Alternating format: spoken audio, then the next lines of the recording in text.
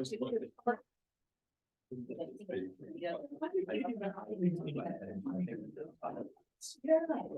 you want to, I know.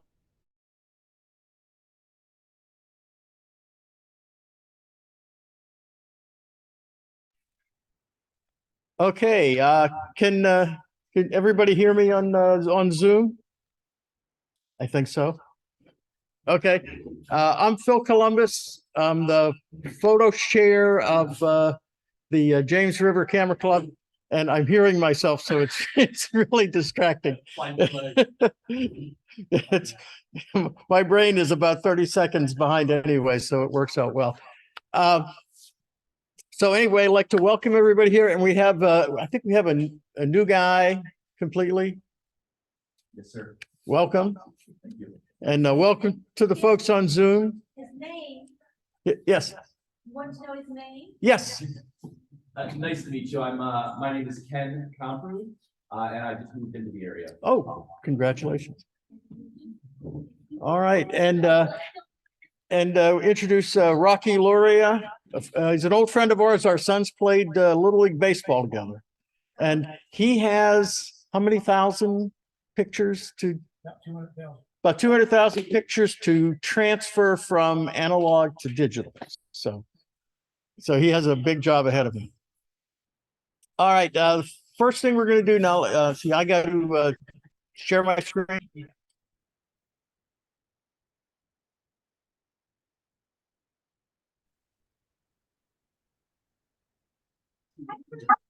I recognize you. I've seen you on Facebook.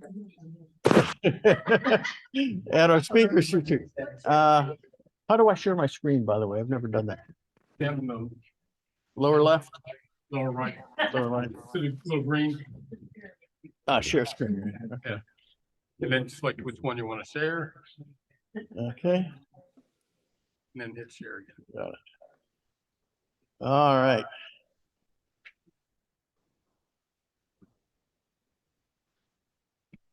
Yeah, the first thing we're going to do tonight is discuss our photo contest. Is it still showing just me? Oh, is that what's being displayed? Yeah, you may want to go full screen. Yeah. on that there. There we go. Okay, so this is the James River Camera Club. You need to slide over your heads in the middle. Thank you. Okay, is that better? Yes. Monthly meeting, and the first thing we're going to do is review our photo contest for last month. And this is my first month doing it, so if the slides are bad, it's John's fault. So this month's contest was fall decorations. We have the theme, and then we have an open. So our theme was fall decorations, and so these are the entries that we received. And want to make sure I put the photo and the number just in case you voted for somebody different because you couldn't find it. This was number 1 from Chan. The second one from John Murphy. Third photograph from Marie. If there's any questions or comments on it, you can ask. The fourth one is from me. And the fifth one was from Phyllis. So after all the votes were tabulated, the results were, third place was Chan. Congratulations, Chan. That's a town of Woodstock. Remember Woodstock? The, Yeah. the real Woodstock. Oh, wow. Oh, okay. Cool. So that's for those on Zoom, if you didn't hear that, that's the town of Woodstock up in upstate New York. Vermont. Or Vermont? Okay. It's just, I did too much time in the 60s.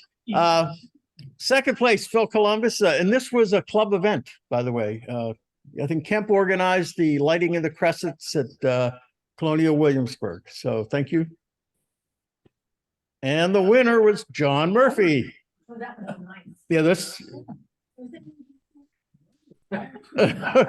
John's truck. That's his good truck. That's his good truck. where you stumbled upon this. Cool. And I backed up and took the picture one, and then the guy wanted to charge me. to take the picture. I actually read him the riot act, you know, the government law, that he was on federal property. So I charged him. But All I right. had a good time talking to him. And the next section is our open entries.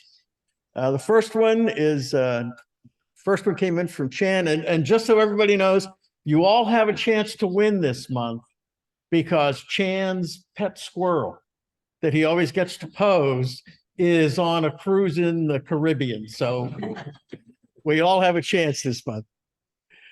Second was John Murphy. Third was Mari. This is, we didn't know it was Bird Month. Fourth one, Marie. Number 5 was mine. And for anybody that was wondering, that's a bollard. We were on a cruise, and that was the bollard for the cruise ship, and the colored lines reflected on the paint on the bollards. This was Phyllis and Tom. And the results, John, third place for John, the bronze medal. Second place, Jan, you did it again. And first place, Tom. And this was was it Sao Trinidad, the replica of Magellan's flagship. Yeah, there was. Got held over a week. Yeah. And I was out of town and got home Sunday night, and there was a cruise ship parked behind me. So no photo opportunity there. Cruise ship left the next day, and I went down there, and the guy said that they were be held over because the storm coming up the coast. They'd be the rest of the week. So a bunch of us down there, I think on Monday night or something, shooting the sunrise on the moonrise. So. All right, so congratulations, a good shot. And so for next month, for January, we've got black and white, sepia, or toned, and are open. Anything else? Entry deadline is going to be the 28th. So good luck. And this is the information, and I'll send out an email to the club with all the details about how to submit their photographs. All right. Yes. Could you send out another notice as to the themes for the next 12 months? Yes, Thank you. I can do that. And the other announcement I guess we have is our meeting in January is going to be the 5th. Is it? Well, whatever the first of it. Yeah, the 5th. Yeah, it'll be a Zoom meeting. Since you got this working, I don't know if we want to come in here and listen to it, or just everybody stay home and do Zoom. Because he's not local, he's out of state. Okay. Mike Notes is his name, he does training photography. I saw his presentation a few months back at the other club, and it was really good. I do follow him anyway on Facebook, but he's got some really creative things and very interesting. Okay. And if anyone has any ideas for next year, we do need some speakers, friends. I'm gonna talk to a lady. She does conservative, she's with a conservative group and conserving the area and animals and what have you. So she just spoke at the other club as well. Mhm. She lives near me. I'm not sure if she drives well because she drives at night or not, but I'm gonna see if she'll come and do a presentation for us. Right. And I have a friend who lives up in Bowie. We'd have to do a Zoom. He has entered photographs in contests all around the country. And he has a system that he uses to create the photographs and go through the review process. And he's actually had one that qualified as a semifinalist for the Smithsonian in landscape.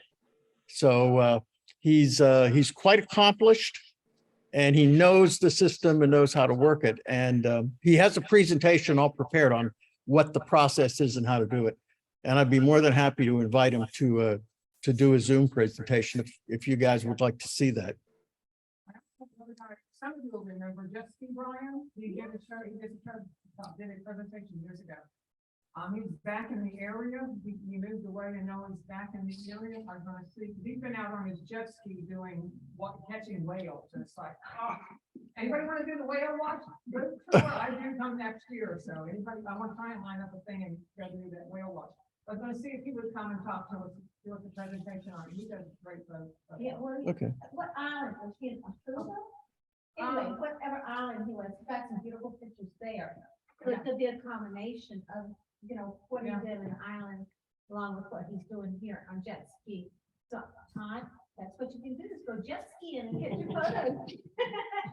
Oh, I thought I'd try and catch him and see if I. Okay. I'm friends with him on Facebook, so if you need. Yeah, I do. I have my own. Okay. And certainly we have, Ed, what was his name? Ed. What was that? Huh? The guy, the English guy.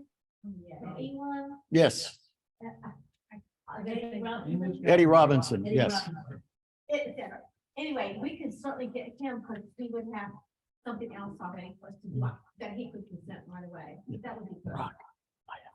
If you have any ideas, let me know, or, talk to them and see if they'd be interested in the program, and, and then get, either connect with me or whatever. Okay. And if you got lining up some things for next year, All right. as well as some photo walks. Saturday, this coming Saturday, not the third, but the next Saturday, the second Saturday of December, we can meet at Williamsburg at 9 in the morning, and we can do a photo walk there. I don't know if anybody's interested in that. I was gonna mention that afterwards. What's, So all the Christmas wreaths and everything are up, so. it'd be nice Yeah, if you wanna so help. let them know. Yep. There too, if there's anybody that's interested. Mhm. It's- For those of you on Zoom, did you hear what's the date? December the Yeah. 10th? Yeah. December the 10th. We're going to do a 9 o'clock photo walk in Williamsburg. They've got the wreaths and the decoration up, so it might be a good photo opportunity. Okay. And if I'll try to put it on the site, and being that I'm retired, if nobody wants to go, I can go a different day. That would be surprised. That would be a good day if people Yes. have to work or something for sure. Okay. Also, Williamsburg now, you have to pay to park, no matter where you park. There are a few free places, but I'm not sure where they are, so be prepared to prepay.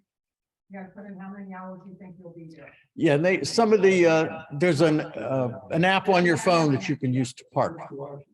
Yes, first 2 hours. First 2 hours are free. But anything after that, yeah. Yeah. we can do that. Okay, are we ready for our speaker tonight? One more thing. Right, you know, I'm now, but, No. you know, if we want, we can always go someplace and eat lunch and talk about our experiences that we did for the day. So that's what we usually do on Yep. that Williamsburg walk. Okay, we can do that. All right, Before we do the presentations, we'll do any of our things or do the rest of it afterwards. do what I things? had a couple things I needed to talk about later on. Why don't we do that afterwards? Okay, that'll be great. Yeah, because he has to drive back to Portsmouth. No problem. So, okay, tonight, we have a presentation by a young, dashing, handsome, practicing attorney. Happens to be my son, which is why he's so wonderful. His background, he grew up here in Newport News, born in Pittsburgh, grew up here, graduated from Menchville High School, graduated College of William and Mary with a degree in government, which is what the real colleges should call it. He considers himself the third most important graduate of William and Mary, following Thomas Jefferson and Mike Tomlin, who is the coach of the Pittsburgh Steelers. And if Tomlin has a losing season, he thinks he might vault into number 2. Let's see, he's been practicing since 2007, was a Commonwealth's attorney for a couple of years, and is now does mainly criminal law out of what's the company? Randall Page out of Portsmouth. So if anybody has a speeding ticket or something like that hanging over your head, I'm sure he has business cards. And he has also promised me that if we do hear an ambulance go by, he will finish the presentation and then chase it. So just so everybody's aware. So we're all squared away. And so this is Rocco Columbus, Esquire. And here you go. You can come on up and just a little arrow advances it.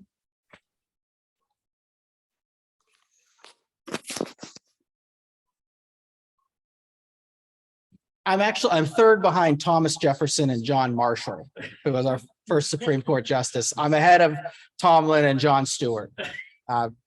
Yes, as my dad said, I'm Rocco Columbus. I'm an attorney. I've been an attorney since 2007. I primarily do criminal and civil litigation. So when we talk about contracts, I'll be able to give you some details on that. So we'll get going. First, since I'm at a photo club, I figured I should start with a photo. This is a photo my boss took of a tractor parked in front of the Greensville County Courthouse out in Emporia, Virginia. If you've ever been to Emporia, this is appropriate. It's a very lovely place, but it's very country. I included it for a couple of reasons. As I mentioned, I needed a photo. I think my boss took a really good photo. He posted it on Facebook. And then I posted it on Twitter to my feed, passed it off as my own, got a lot of likes. Didn't tell anybody I wasn't the one who took it. So I may be referring to this photo as I go through my presentation. This is the photo to keep in mind. And you could certainly take a tractor to court if you want to. I don't recommend it, but if that's your most reliable transportation, go for it. All right, so we're going to do, again, these are just the basics. For the most part, anything related to copyright is going to be federal law, which means you're going to be in federal court. State courts, every county or city has a general district court and a circuit court. For federal court, there are a few courthouses located in districts where their matters are held. Here in Virginia, Hampton Roads is in the Eastern District of Virginia. So there's 4 courthouses that are 4 federal courthouses: Newport News, Norfolk, Richmond, and Alexandria. So basically any federal cases that occur Richmond to the ocean in Virginia go into the Eastern District, and then everything to the other side is the Western District. The majority of the lawyers you talk to are not going to be admitted in federal court. It's not a complicated process, but if you don't practice in federal court, you're not going to do it. I am admitted in the Eastern District of Virginia. Most of my federal cases involve sailors who had too much to drink off base, thought they could sneak in back onto the Norfolk Naval Base, and instead the guard at the gatehouse stopped them and they ended up with a DUI. So it's not necessarily germane to copyright law, but I do practice a little bit in federal court. Copyright, intellectual property, all of this stuff is very nuanced. Our talk today is going to be basically the treetops. We're not going through every branch for a lot of reasons. One, I don't have, a full 1 semester course to teach you this. I took intellectual property in law school. I don't have 4 months. I'm also the wrong person to give that talk. So you want to try, if you have a very specific copyright issue, if you think you're going to have some litigation or you're being sued and you think you may have some issues, you want to talk to somebody who deals with this. Locally, I would recommend Pender and Coward as a law firm. I know they do a lot of that stuff. I have a good friend of mine in law school, from law school, excuse me. His name is Josh Brady. He practices in Northern Virginia. So if I'll refer things to him. But as you might imagine, these types of lawyers can get expensive, and Northern Virginia lawyers are Northern Virginia expensive. So you want to think first before necessarily diving into a federal lawsuit. Okay, so I just want to start off with a little explanation about copyright, trademark, intellectual property. A lot of times people use these interchangeably. They are different. There are specific legal terms of art. Copyright, basically, if you create a material, it can be a book, a song, a photo, any sort of item that you make, you have a copyright. That applies to tangible items. A trademark applies to ideas, logos, things like that. The examples here, the NBC chime, the ding, ding, ding, that's trademarked.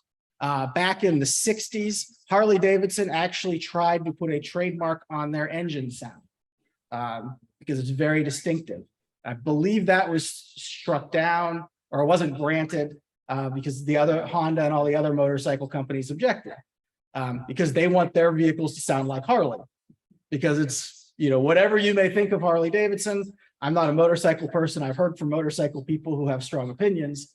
Everybody knows that brand. They know that engine. Intellectual property involves if you're creating something, an invention, innovation. The first time I heard the phrase intellectual property was when David Letterman was leaving NBC for CBS. And NBC threatened to sue him to keep him from taking their bits or the bits that he'd done for Late Night with David Letterman to the Late Show with David Letterman. And they said, these bits are the intellectual property of NBC. And honestly, that's the best explanation I can come up with for intellectual property, explaining it. They said, these bits belong to us. And I think they reached a settlement where he got to take his stuff with him. So depending on, if you ever get into lawsuits, you'd have to make sure you use the proper terminology. And for today's talk, like I said, we're going to be focusing on copyright. Okay, history of copyright law. As with the majority of our laws, it dates back to Britain. Blame the Brits. The first law, obviously the first British copyright law was the 1709 Statute of Anne that allowed book publishers to have protection over their works. When the founders wrote the US Constitution, they actually granted the copyright power to the Congress. So that's why everything in this area is federal court, because it is an enumerated power that the framers felt was necessary to be dealt with on a federal level and not a state level.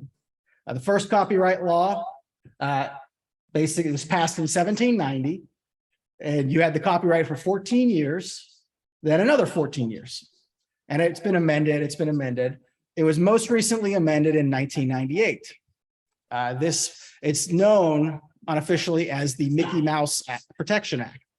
The reason is Mickey Mouse was about to enter public domain. And as you might imagine, Disney did not want this. So they went to Congress, dropped bags of cash, got an extension on that to where it's 120 years from the creation of the work or the life of the author plus 70 years, whichever is longer. The official act, it was named after an obscure congressman you've probably never heard of, some guy named Sonny Bono.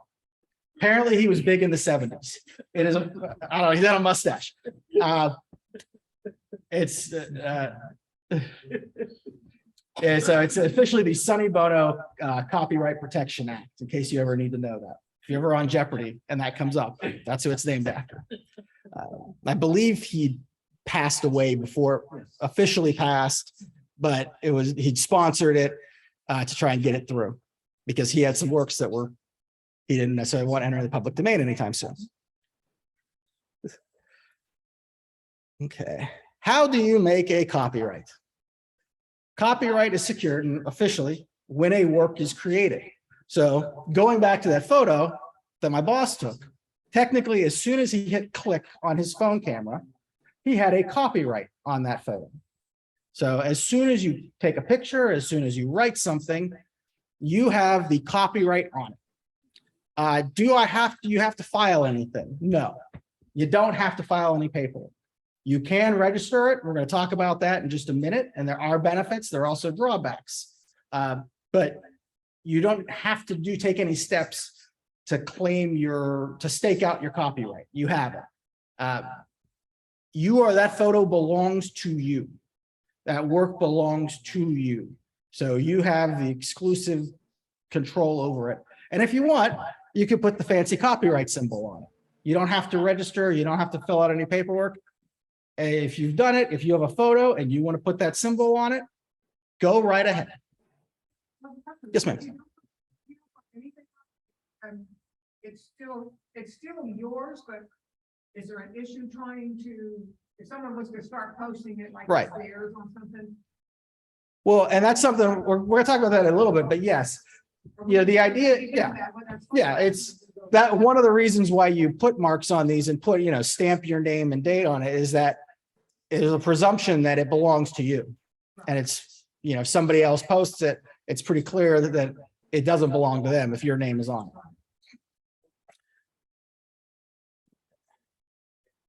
There's an arrow key on the right. Ah, there we go. Okay, so copyright registration. You can actually do this through the US Copyright Office. It's not necessary to have a copyright. What it does is that it makes it easier if you're going to do a lawsuit, because your actual copyright is registered and there is no question about ownership. And it also allows you to get statutory damages, which can be from, I believe, $750 to $100,000. So something we'll talk about in a little bit with that, proving you were harmed, that can be difficult. If you've registered the material and you have it with the Copyright Office, you don't have to necessarily prove damages. You still want to, because the judge or the jury, if you go to trial, is going to have the final discretion on damages, and you want to make the best case possible. The drawback for copyright registration is it costs money. Applications cost between $45 and $500, depending on what you're registering. So if you have one album and you want to spend $100 to protect it, that's fine. If you've got, 10,000 photos and you start protecting all of those photos, it can be very costly. So a lot of it comes down to basically what kind of business are you doing? What's your exposure? If you're a commercial photographer and a lot of your works are posted online, I know a lot of people, you post your work so that people see what you do and hire you. Registration is something that is probably a good idea. If you do this as a hobby and you just take pictures and you don't really try to monetize it, and you start registering all of your photos, it's like buying $20,000 worth of insurance on a car that's worth $5,000. You're overdoing it. But that's up to you, and that's something that you may want to discuss with an attorney. You can kind of go over exactly what your business is. Okay, there's some copyright exceptions. As something I posted on Facebook. Do I still own it? Yes. The fun thing is every few months or so, you see the copy paste run around where people say, you must repost this phrase or else Facebook owns all of your pictures. It says Facebook does not have permission to use my materials. As you might imagine, that's a scam. That's basically done just to drive engagement. Putting it on Facebook is not a termination of your ownership rights.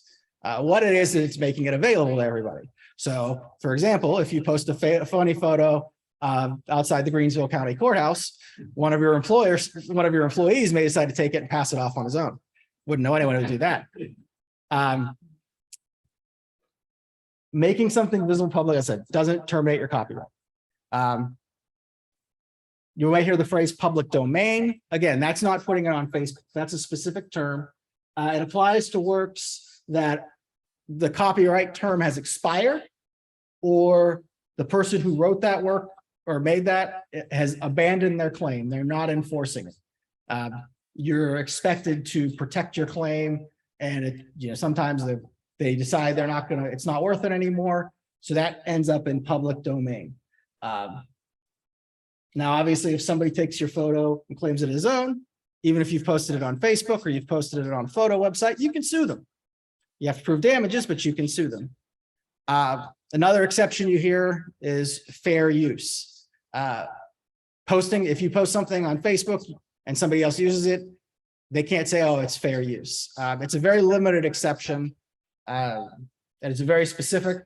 We're not going to get into the details of fair use. Again, I don't have the time to do that, and I'm the wrong lawyer to do that. Best example, book reviews. You can post a book review and you can reference materials in that book, a passage, it's considered fair use. You can, movie reviews. I mentioned video game hacks and remakes. A lot of people will take old video games and essentially remake them using those sprites and those images. Nintendo, for the most part, lets it slide as long as you don't try to make money off of it. When people have tried to make money or commercialize their old products, their 30-year-old video games by remaking it as their own, they send in their lawyers. And that's not a fight you want. So generally, if you're not making money off of it, you can claim fair use. If you're making money off of it, you probably can't claim fair use. So remedies. What can you do if somebody has taken your photo and is saying, this is my photo? Well, you can sue them, as we talked about. Is it worth it to go to court? Do financial costs, and also who are you suing? When you file a lawsuit, one of the things you have to establish is damages. So again, going back to the photo that I took from my boss, he would be very hard pressed to prove in court that I actually caused him any damage because I did not make any money, and Twitter likes are not currency, sadly. You wouldn't believe it based on how some people act on Twitter, but it doesn't have any value. So one of the things, and with regards to damages, we talked a little bit about statutory damages. It can actually, it's $750 to $30,000 per work for statutory damages. The judge, though, can either reduce that to $250 or increase that to $100,000. So if somebody sells your photo for $500,000, you can sue because he's basically taken money that should have belonged to you. If it's just somebody taking your photos, posting it on the internet, you can drag him into federal court, but it's going to cost you more money.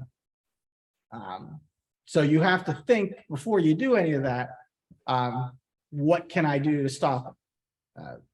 Well, usually the easiest way is a cease and desist letter because that gets their attention.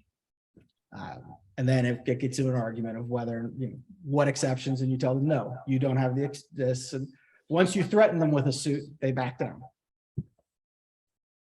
Like I said, it's with damages, again, you have to show that you suffered a loss, and depending on the nature of it, it may just be a tricky thing to do. Not everything is as cut and dry as this person took a photo of mine, sold it, and I didn't get a chance to sell it. The best thing, of course, are preventative measures. So watermarks, you put these on a photo, and that makes it very clear that it belongs to you. So if somebody tries to pass this photo off as their own, there's the watermark. I know now they can remove that watermark, but that makes your damages claim a lot stronger. Actually makes your court case a lot stronger because that's a willful act. So if somebody goes to the trouble of deleting a watermark off of a photo to pass it off as their own, it's going to be very difficult for them to say, oh, I didn't realize that it was somebody else's photo. If you post things on the internet, a lot of photo sites, I know that they have things that can disable right-clicking save as. So if you're somebody who posts a lot of photos, you may want to consider that to have another level of protection. I use the phrase express written consent. In every baseball game, they always say, this product, this is the express, this belongs to Major League Baseball. You cannot rebroadcast, reproduce, or retransmit without the express written consent of Major League Baseball. This is not enforceable, but nobody knows that. It is basically the way they have written it. I cannot talk about a baseball game with another person unless Rob Manfred gives me a signed permission slip. But the thing is, nobody really knows that if they went to court, the courts would, would strike this down. But you can put this on your site. You can say, these photos belong to me. You are not to use these without my permission. And again, that's something else that if you could get into a situation where you end up in court and you have this on your site or wherever you have your photos stored, that's another argument for when you're establishing both that this was intentional and for damages. They were given warnings and they did it anyway. So then we're going to talk a little bit about contracts. Once again, contract law, it's a full semester course. So we're not doing that. I'm going to keep it simple. I'm not going to go into all of the legal definitions and the legal terms of a contract. A contract in this case, it's when you agree to do something for somebody else and you receive something in return. Offer, consideration, acceptance. Both parties, of course, have to agree to the terms and carry out those terms. Oral versus written contract. The phrase, what's the phrase about an oral contract? It's not worth the paper it's printed on. That's not entirely true. Oral contracts are perfectly enforceable. The problem is, what were the terms of that contract? If the two of you don't agree as to what those terms were, it's going to be up to the judge to figure it out. You may not like that. So it's best if you have a fully written contract.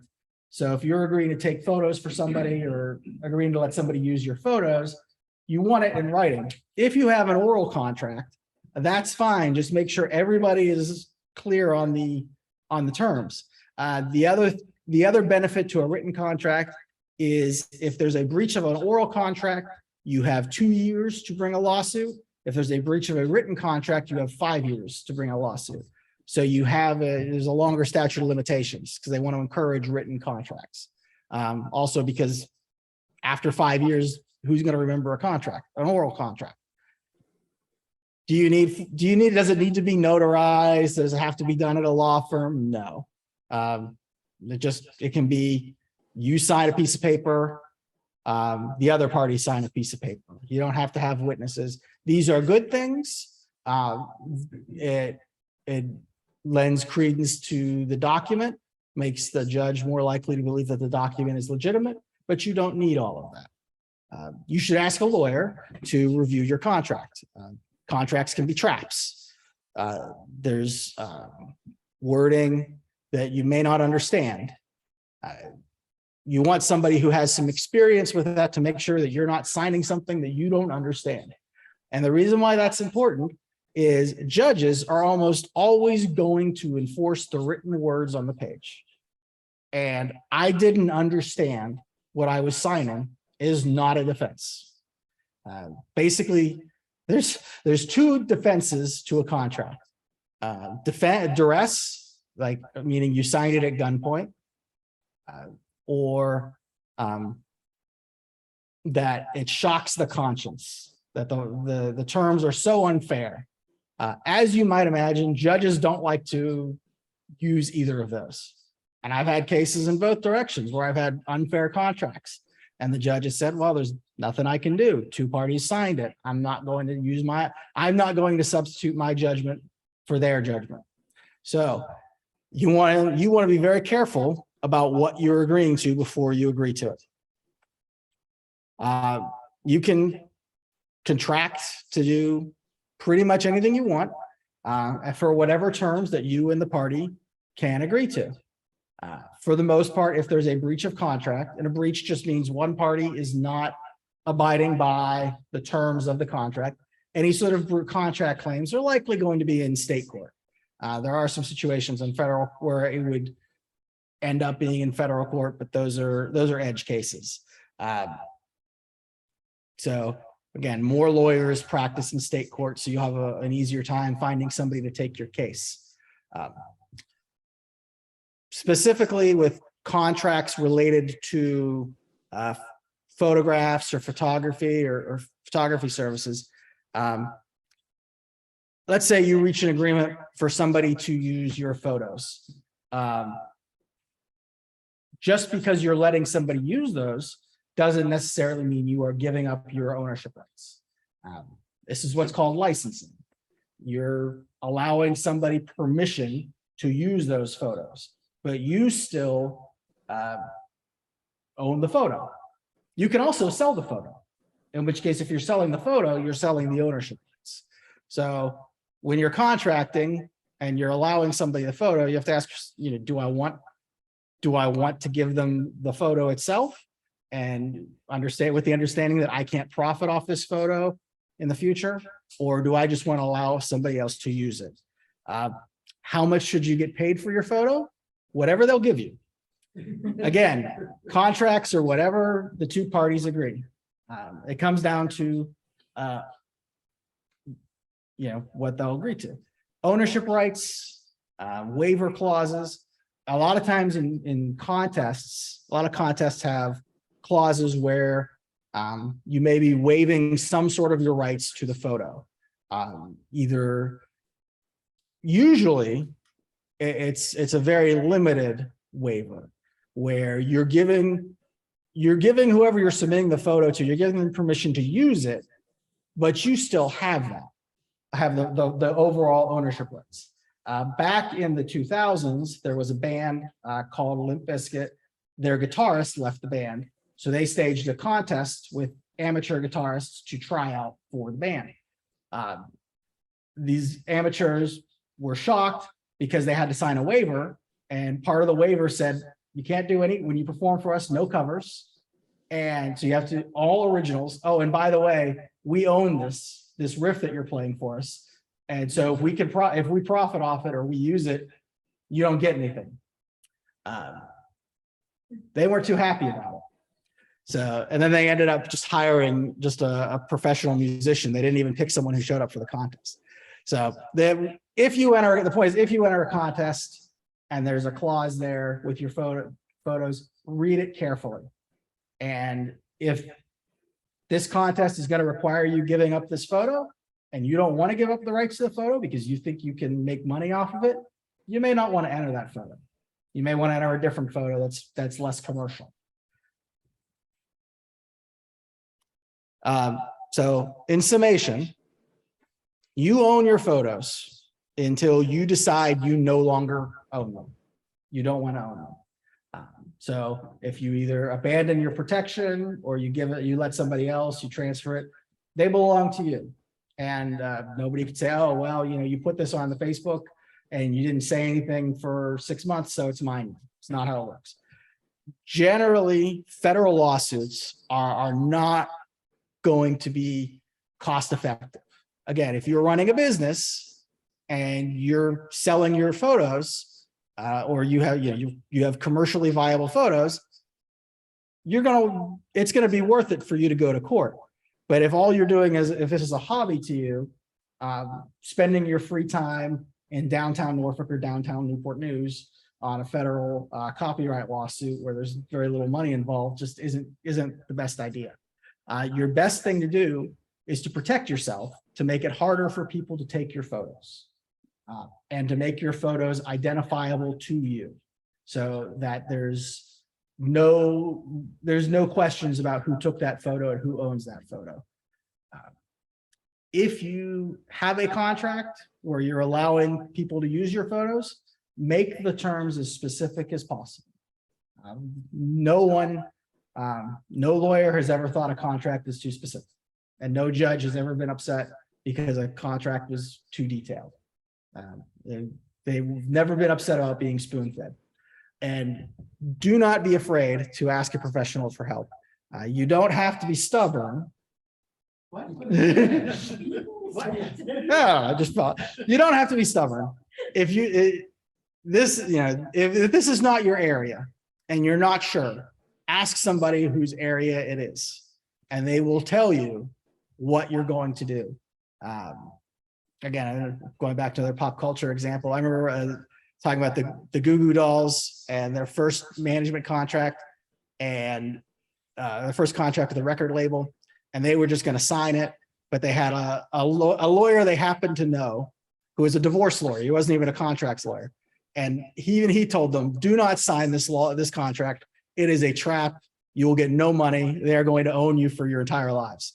Now, of course, they signed it anyway because they were dumb musicians, but they eventually tried to file lawsuits to get out of it.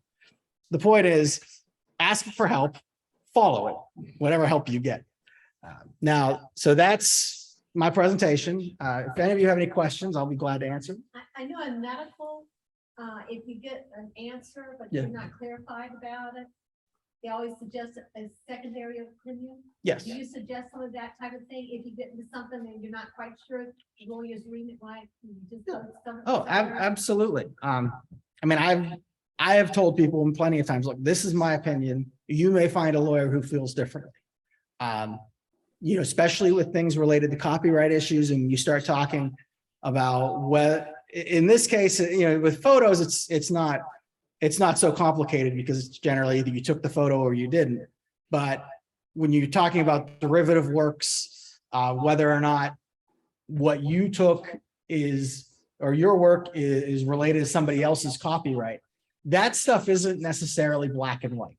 So it is possible for two lawyers to have different opinions. Same with contracts. So if you don't like what that lawyer is telling you, you're more than welcome to seek out another lawyer. And there's plenty of lawyers in Hampton Roads. Obviously, if multiple lawyers are telling you the same thing, they might know what they're talking about. So, yes, ma'am. If you're on some, say, a wedding or something, Sure. where someone is paying you to take the photos, do you retain, and they're buying whatever it is. Right. Package that they're getting.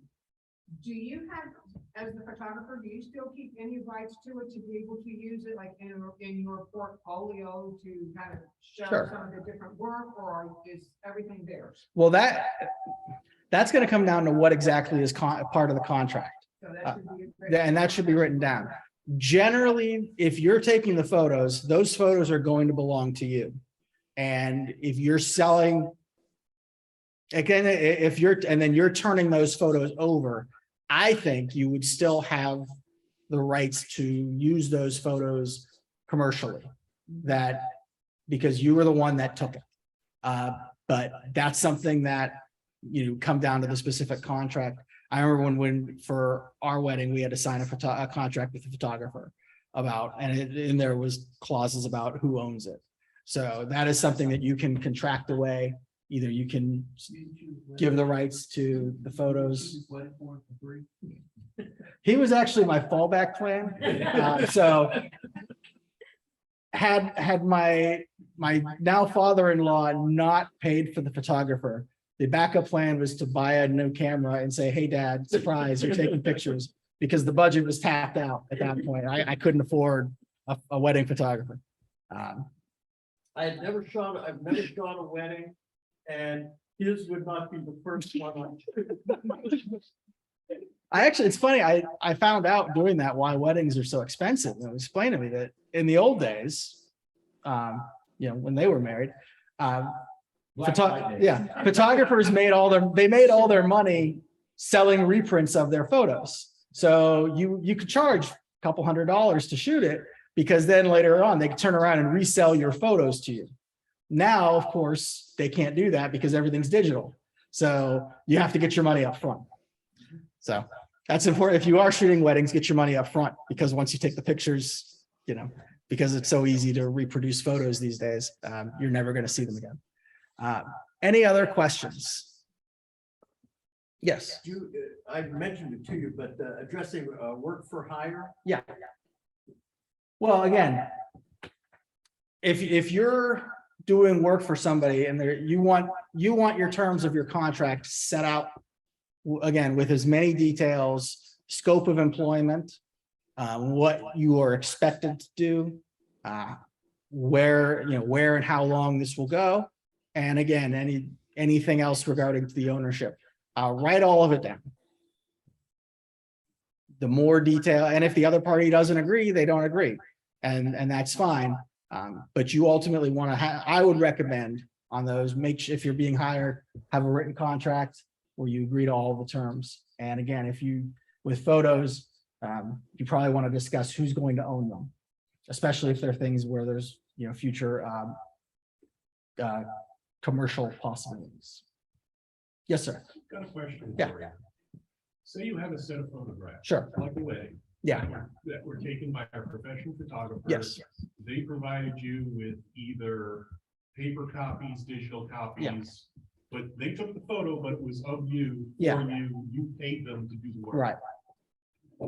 At some point, you take that and say, you and your wife want to make a collage or something, and you want to put it up, and you want to put it like, hey, it's our 25th wedding anniversary, and put it on Facebook and everything. Are you infringing on his rights when you're using it, but it's for you and you're not making any money off? Yeah, well, so you, first off, those photos were given to you. So you have control over that, those photos that belong to you. So you can do whatever you want with them. And again, you're not making any money off of it. So let's say the photographer really was upset about it and didn't, for whatever reason, didn't want their beautiful photos being shared on the internet. The optics of him taking these people to court would be very bad. But in general, unless the contract says otherwise, the photos that you bought, you can do whatever you want with those photos. Okay. Got a question here. Sure. Came on the chat. Let me bring it up here. Yeah, I don't know how any of that works. Okay, Oh, is it? how about public domain? If there are people in the image, are you allowed to post on social media without permission? Yeah. Especially if there are children in the image. Okay, so you can post it. I mean, anything, if it's, you know, for example, people say, oh, well, you can't post photos of license plates. Well, yeah, you can. It's public.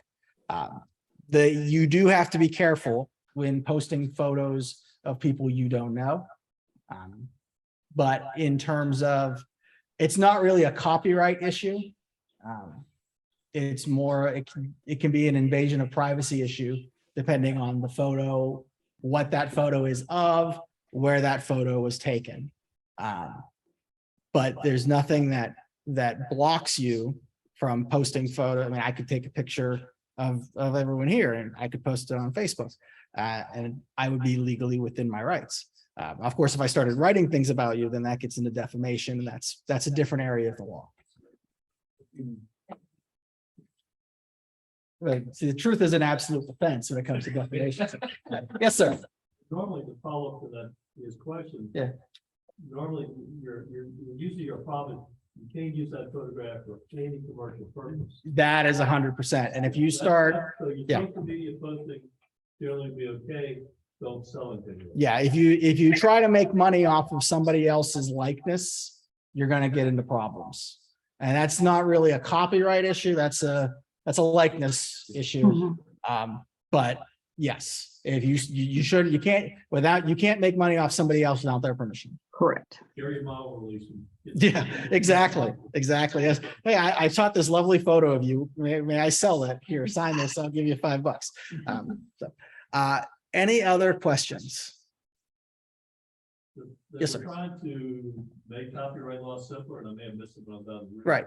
Where are we stand on that? Did they get through Congress, or is it still? It's still bogged down. I mean, in terms of creating a copyright, it's a fairly straightforward process. There's forms. We're just trying to get it easier to Yeah. litigate. Yeah, I mean, it's with regards to statutory, if you registered it, it is a more streamlined process in terms of you don't have to do anything crazy. You just have to say, I've registered this work and this person took it. But it's still a process. And I mean, like I said, this stuff is in federal court. And then also if it's patent or trademark related, I believe you have to go through the patent and trademark office. And I think you have to be admitted to argue cases in front of the PTO. And I'm not admitted to do that. Because that's not what I do. My buddy Josh is. So if you do need a lawyer, he'll be more than happy to take your money. Any other questions? Yeah. Could everybody on there hear the questions?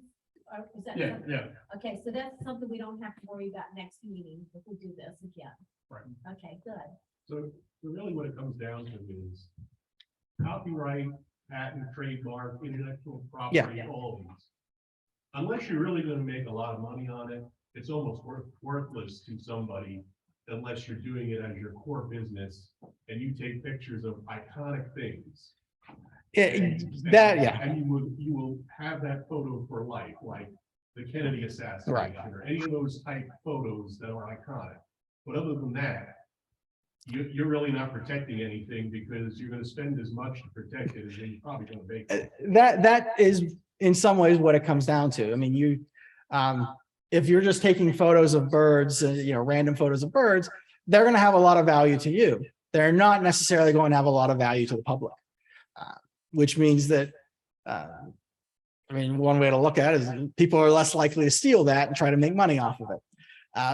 So if what you're doing if you're not doing something commercial, you don't really need to go through all the trouble of registering everything and having robust protections, because the reality is nobody's really going to try to make money off it.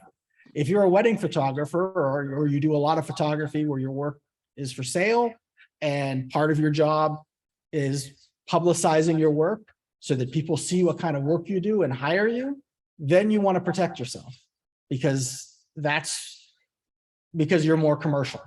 So it comes down to, are you doing this for money or are you doing this for fun? And again, if you take a beautiful photo that you really think could be worth something, you can register with the Copyright Office and then post it on Facebook. And if somebody tries to make money off of it or claim it as their own, you can sue them. But you don't necessarily want to do that for every photo you take. I have another question. Sure. On Lightroom. Yeah. You could write in the metadata that this is copyrighted to. Yes. Does that actually work? Is that sufficient? Yeah, well, like I said, first off, you don't have to necessarily write anything for that, but it's a good idea to do something like that because it shows that you are protecting your work, you are protecting your rights, and if somebody uses that photo without permission, that's just another layer they've gone through to take it, and it makes it that much harder for them to argue it was an accident. We have another question. I heard. Okay. Yes, ma'am. Oh, me? Yeah. Okay, so my question was, going back to, you can post on social media and it's still yours. But when it comes to copyright, so I heard if you register, if you post on social media first and then you register it, you kind of lose your battle. No, not necessarily. Like I said, you have a copyright without having to register anything. Mhm. So you can post it on Facebook and you haven't surrendered any rights. The only issue is, if you post it on Facebook and then somebody steals it before you register it, you're not going to be able to claim statutory damages, but you aren't waiving your copyright protections. It then comes down to proving your damages in court. So if they take that photo and sell it for $100,000, you can turn around and sue them for $100,000, and because that's profits of the infringer. If they just take it, again, you can sue them, but you're not going to get anything out. Mhm. All right. Does anybody know what we actually agreed to when we started using Facebook? No. You know, periodically those updates and they're, I'm not reading through those 20 pages of stuff. I actually Somewhere there would be the. I actually Yeah. read it. My son's an attorney and I actually read that. Interestingly, when you submit a photograph to Facebook Yeah. in particular, you give Facebook the right to use that photo, but it does not surrender your copyright. So if they find one of your photographs interesting, and they want to use it for promotion, and I believe they can even sell it. You give them yeah. the right to make money off because they're making money with Right. advertising. And you can't do anything because the act of submission gives them that right, but you still own the photograph. So If you- you wanted to license it or sell it, you could do that. So again, if you're putting materials out in the public just be careful and think about what you're putting out there. Because if it's something where you want to make money off of it, you may want to hold off on that, or you want to make sure that you have your own protections in place. The easiest way around that, just to post a low resolution copy. That 100%, you can do that. On And Facebook, I dump a very low resolution copy. I don't dump it from that 60 megapixel. It's one of the little things, and they go, how come this version stinks? and that's, you're certainly able to do that. And if you're not doing this, if you're not posting it on Facebook for commercial purposes to get people to buy your services, if you're just doing it to show funny photos you took, that's fine. That's perfect for all what you need. I had a situation a couple of years ago. A friend of mine had a book published, and she had a picture she wanted to use on the cover. Yeah. But the publisher wouldn't let her use that picture unless she had the rights to the picture. Yeah. I applaud the publisher for doing that. She tasked me with finding the author of that picture.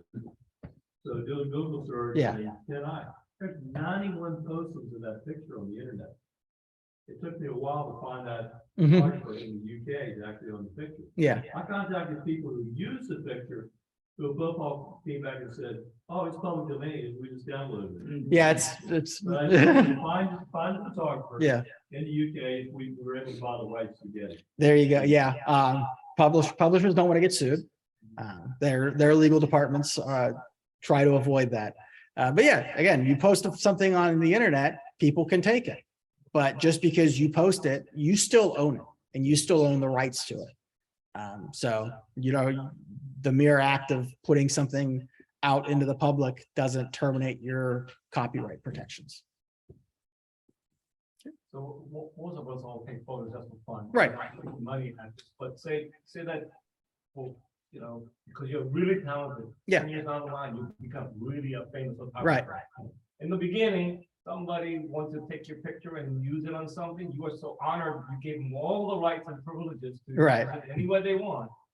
But once you became famous, you realize, oh, I shouldn't have done that. Could you go back and change things, or is it once you give it away, it's gone? Well, you can always try to contract to regain the rights. But once you sell something, you no longer own it. And there's, again, unless your contract has a give back clause, you have to buy it back. So, again, if you think before you do any of that, because once you no longer own it, it's gone forever. If you sell a print, what are you giving away when you sell a print? Any rights? Are you giving away any rights when you sell a print? I don't think you're necessarily giving away any rights. You took the photo, and that photo belongs to you. So I think it's one of those where as long as you maintain a copy, you're not necessarily giving up all of your rights to use that photo later. You're basically allowing somebody else to use it. But again, that kind of comes into. And again, though, that also comes into contracts and what exactly you're agreeing to purchase. So if you sell a photo, you should do a contract along with the photo. The print. Yeah. You sell the I would recommend that because you don't want a situation where you think you're just giving somebody the right to use one of your photos, and they think they're buying the right to own that photo. And then they turn around and sell that photo. You then sue them because you're saying, no, you didn't have the right to do that. And then it ends up in court. It's a fight over what you agreed on. And then the judge has to figure it out. If you ask a question of the judge, you may not like the answer. So get it in writing about what exactly they're buying or you're selling. So it's, just as simple as, I maintain ultimate ownership of this, or I'm transferring all my rights in this photo. So because Kent, you've done this with some models.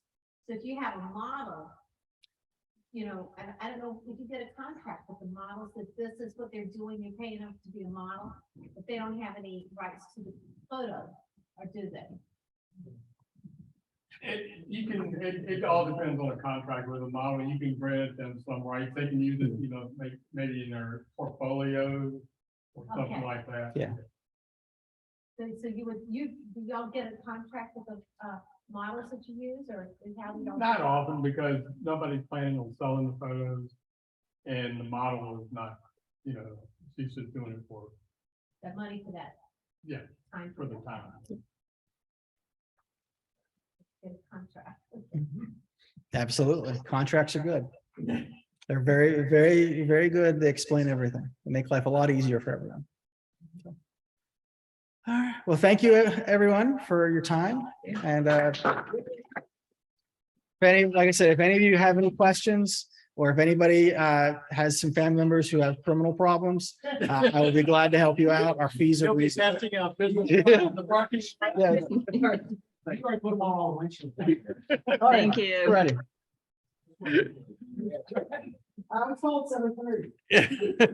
Well, like I told you, he's just like me, only younger. I look nothing like you. What do you mean? So anyway, see, I guess, are we, I have a question from people that are on the screen. yes, Have y'all been able to hear everything okay? Pretty much. That's why you see me leaning over to listen to my speaker on my laptop. But yeah, overall, in the beginning, I struggled a little bit, but I've pretty much been able to hear everything. oh, very Yeah. good, very good, thank you. Little bit of mumbly, but basically I can understand what the other people were saying. The speaker was fine. Oh, yes. All right. And thank you very much. Yes, thank you for inviting us. I really appreciate it. Our pleasure, our pleasure. Okay, do we have anything just for the club? I have some club business here. Okay. All right, well, thank you. We're out. Okay, I guess right. we'll conclude the presentation and the general stuff for the meeting. And thank you all for coming. Thank you.